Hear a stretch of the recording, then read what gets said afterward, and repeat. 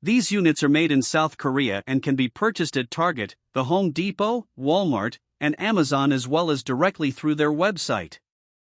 The units have air quality sensors with visual indicator of the room's current air quality, as well as the ability to control the fan speed when the unit is in the auto mode.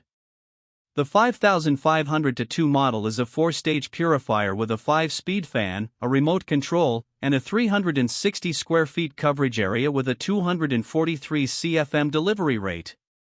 The A231 model is a 4-stage purifier with a 230 square feet coverage area and a 149 CFM delivery rate, while the 9800 model has a 500 square feet coverage area and can be controlled with Alexa voice commands.